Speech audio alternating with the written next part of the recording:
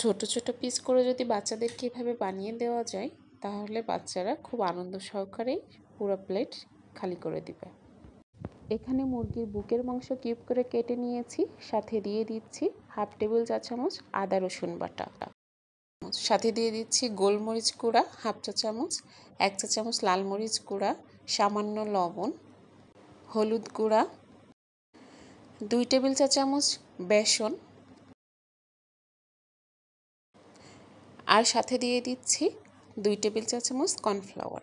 কর্নফ্লাওয়ারটা দিলে চিকেনটা মুচমুচে হবে আর অনেকক্ষণ পর্যন্ত এই মুচমুচে রাখতে সাহায্য করবে। সাথে দিয়ে দিচ্ছি 1টা ডিমের হাফ ফেটিয়ে দিয়েছি, সয়া সস দিয়ে দিচ্ছি 2 টেবিল চা চামচ। এখন সব কিছু একসাথে খুব ভালোভাবে মাখিয়ে নিচ্ছি।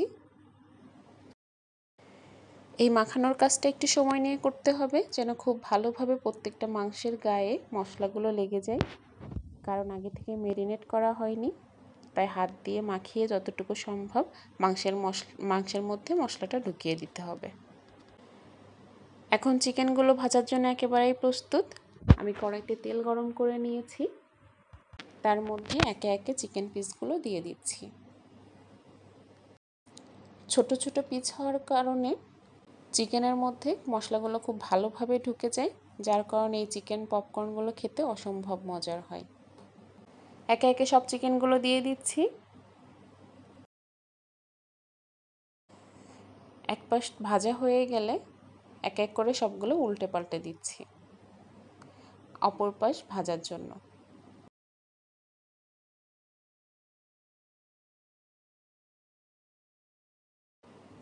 চুলার আঁচটা মিডিয়াম টু লো হিটে রেখে বেশ কিছুক্ষণ ধরে ভেজে নিয়েছি। যখন চিকেনের উপরের কালারটা একটু চেঞ্জ হয়ে আসবে, একটু ডার্ক ব্রাউন কালার হয়ে আসবে, তখনই নামিয়ে নিব। দেখেই বোঝা যাচ্ছে চিকেনগুলো প্রায় শেষের দিকে। এখন চিকেন পিসগুলো সব উঠিয়ে নিচ্ছি।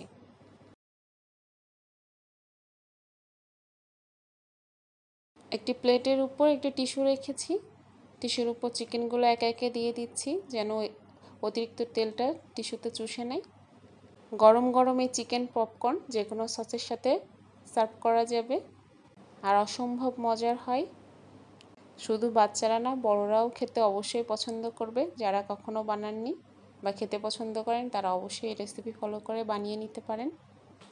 ভিডিওটি ভালো লাগলে অবশ্যই লাইক কমেন্ট করে পাশে থাকবেন। আল্লাহ হাফেজ।